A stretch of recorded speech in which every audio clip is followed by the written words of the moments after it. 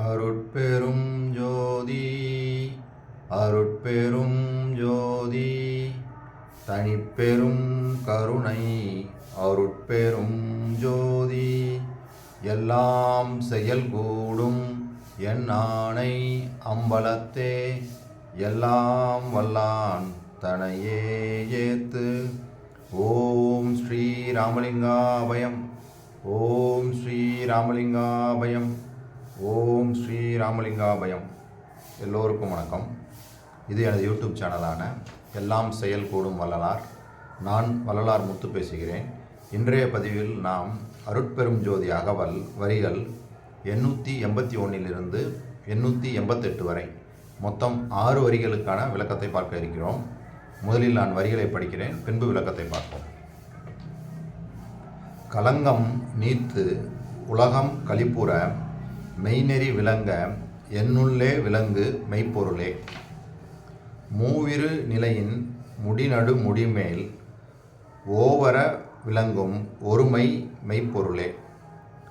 எழுநிலை மிசையே இன்புருவாகி வலுநிலை நீக்கி வயங்கு மெய்ப்பொருளே.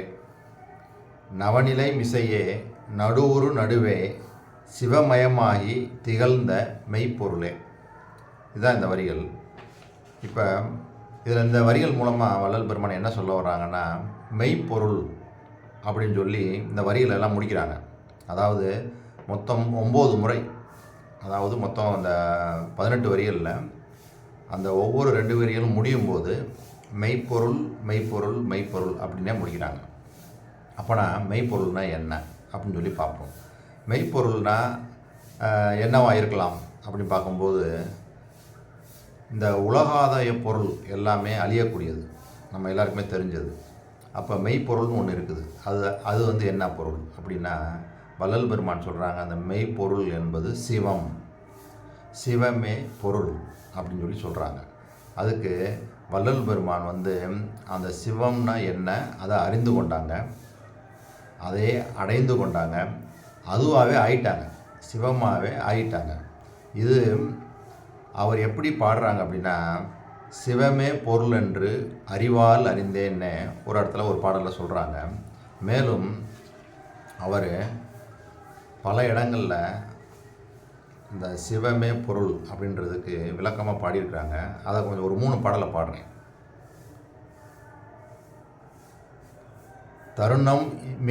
தருணம் ஞான்றே சுத்த சன்மார்க்க தனிநெறி உலகெல்லாம் தலைப்ப கருணையும் சிவமே பொருள் எனக் கருத்தும் உற்று எம்மனோர் கழிப்ப பொருள் நிறை ஓங்க தெருள் நிலை விளங்க புண்ணியம் பொற்புற வயங்க அருள் நயந்து அருள்வாய் திருச்சிற்றம்பலத்தே அருட்பெரும் ஜோதி என் அரசே. இன்னொரு பாடல்.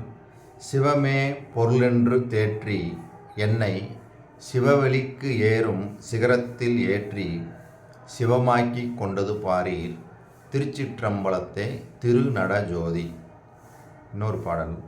சிவமே பொருளென்று அறிவால் அறிந்தேன் செத்தாரை மீட்கின்ற திண்மையை பெற்றேன் ஓமேயம் இல்லாத ஒரு நிலை தன்னில் ஒன்றிரண்டு எண்ணாத உண்மையில் நின்றேன் தவமே புரிகின்றார் எல்லாரும் காண தயவால் அழைக்கின்றேன் கயவாதே தோழி அவமே போகாது என்னோடு ஆடேடி பந்து அருட்பெரும் ஜோதி கண்டு ஆடேடி பந்து அப்படின்னு சொல்லி தெளிவாக சிவம் தான் பொருள் அப்படின்னு சொல்லி பதிவு பண்ணுறாங்க. சரி, அப்போ நம்ம இப்போ விளக்கத்துக்கு போவோம். முதல் 2 வரிகள் என்ன சொல்கிறாங்க? கலங்கம் நீத்து உலகம் களிப்புற மெய்நெறி விளங்க என்னுள்ளே விளங்கு மெய்ப்பொருளே. அதாவது கலங்கம் அப்படின்றது வந்து குற்றம், அதாவது நம்மிடத்தில் உள்ள குறைகளே நமக்கு களங்கம்.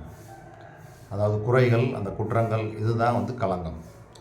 எல்லா குறைகளையும் தவிர்த்து உலக மக்கள் எல்லோரும் மகிழ்வுடன் வாழ உண்மை நெறி விளங்கும் பொருட்டாய் என்னுள்ளே விளங்கும் உண்மை பொருளே. இதுதான் இந்த 2 வரிகளுக்குள்ள விளக்கம். சரி, அடுத்த 2 வரிகள். மூவிரு நிலையின் முடி நடு முடிமேல் ஓவர விளங்கும் ஒருமை மெய்ப்பொருளே.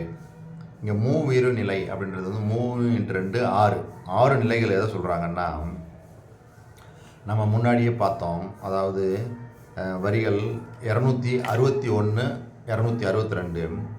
படிமுடி கடந்தனை பார் இது பார் என அடிமுடி காட்டிய அருட்பெரும் ஜோதி. அந்த பாடல் வரிகளில் என்ன பார்த்தோம் அப்படின்னா, பிரம்மா, விஷ்ணு, ருத்ரன், மகேஸ்வரன், சதாசிவன், விந்து, இது எல்லாம் பூதநிலை அனுபவம்னு சொல்லி பார்த்தோம். அது வந்து எந்தெந்த இடங்கள்ல இருக்குன்னு சொல்லி பார்த்தோம்னா, தொப்புளுக்கு கீழ், தொப்புள், இருதயம், கண்டம், அண்ணாக்கு, புருவமத்தி அப்படின்னு சொல்லி பூதநிலை அனுபவத்தை பார்த்தோம்.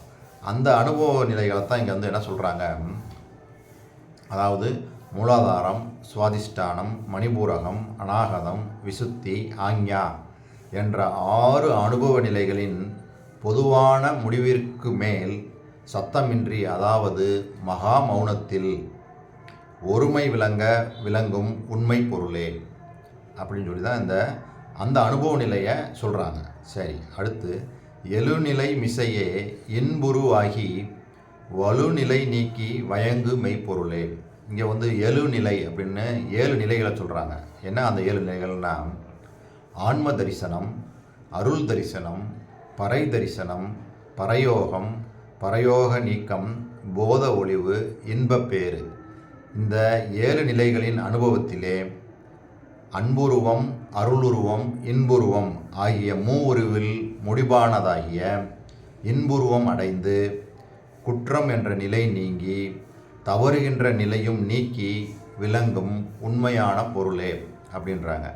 இதுக்கு சான்றா பக்தியினாலே மாணிக்கவாசகர் பெற்ற அன்புருவம், அருளுருவம், இன்புருவம் ஆகிய இந்த நிலையை 4ஆம் திருமுறையில் வள்ளல் பெருமான் தெளிவாக ஒரு பாடல் மூலமாக விளக்கியிருக்கிறாங்க. அது என்னென்னு அந்த பாடலை இப்போ பாடி நம்ம அதை புரிந்து கொள்வோம். அங்கே என்ன சொல்கிறாங்க அப்படின்னா, மண்புருவ நடுமுதலா மனம் புதைத்து நெடுங்காலம் என்புருவாய் தவம் செய்வார் எல்லாரும் ஏமாக்க அன்புருவம் பெற்றதன் பின் அருளுருவம் அடைந்து பின்னர் இன்புருவம் ஆயினை நீ எழில் வாதவூர் இறையே அப்படின்னு சொல்லி மாணிக்கவாசகர் பெற்ற அந்த 3 நிலைகள், அதாவது அன்புருவம், அருளுருவம், அதற்கப்புறம் முடிவாக இன்புருவம், அந்த நிலையை வந்து தெளிவாக அங்கே பதிவு பண்ணியிருக்கிறாங்க.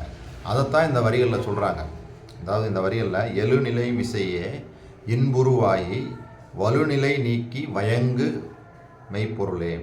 ஸோ இதுக்கு சான்றாக அந்த பாடல் தான். அந்த பக்தியினாலேயே அந்த மாணிக்கவாசக பெருமான் பெற்ற அந்த நிலையை தான் நம்ம வந்து இங்கே வந்து இந்த வரிகள் மூலமாக சொல்கிறாங்க. சரி, அடுத்து நவநிலை மிசையே நடுவுரு நடுவே சிவமயமாகி திகழ்ந்த மெய்ப்பொருளே. அதாவது அதே வரிகளில் நான் முன்னாடி படித்தேன் பார்த்தீங்களா, படிமுடி கடந்தனை பார் இது பார் என அடிமுடி காட்டிய அருட்பெரும் ஜோதி. அதுலேயே பார்த்தீங்கன்னா ஆன்ம அனுபவ நிலை அப்படின்னு சொல்லி நாதம், பரவிந்து, பரநாதம், திக்ராந்தம், அதிக்ராந்தம், சம்மௌனம், சுத்த சிவம், அதீதம், அதாவது இதெல்லாம் ஆன்ம அனுபவ நிலை. இந்த ஆன்ம அனுபவ நிலையில் முடிவாக அதீதம் வருது. இங்கே அதுதான் சொல்கிறாங்க, விந்து, நாதம், பரவிந்து, பரநாதம், திக்ராந்தம், அதிக்ராந்தம், சம்மௌனம், சுத்தம், அதீதம் என்று சொல்லப்பட்ட இந்த நிலைகளில் அதீத நிலை நடுவே அடையக்கூடியதாய் பொது நோக்கம் உடையோர்க்கு ஒளியாய் எங்கும் நிறைந்துள்ளதாய் எல்லாம் வல்லதுவாய் விளங்கக்கூடிய உண்மை பொருளே அப்படின்னு தான் இந்த வரிகள் மூலமாக சொல்கிறாங்க. ஸோ இது வந்து என்னதுன்னா ஆன்ம அனுபவ நிலையோடைய அந்த முடிவான அந்த அதீதத்தில் கிடைக்கக்கூடிய அந்த அருட்பெரும் ஜோதியோடைய அந்த அனுபவம், அந்த நிலையத்தான் இங்கே சொல்கிறாங்க. ஸோ இதுவரைக்கும் நான் சொன்ன இந்த விஷயங்கள் எல்லாம் உங்களுக்கு புரிஞ்சிருக்குன்னு நினைக்கிறேன். இதுவரை பொறுமை காத்து எனது வீடியோவை பார்த்தவங்களுக்கு கோடான கோடி நமஸ்காரங்களும் நன்றிகளும். மீண்டும் நாம் நாளை சந்திப்போம். அருட்பெரும் ஜோதி, அருட்பெரும் ஜோதி, தனிப்பெரும் கருணை, அருட்பெரும் ஜோதி.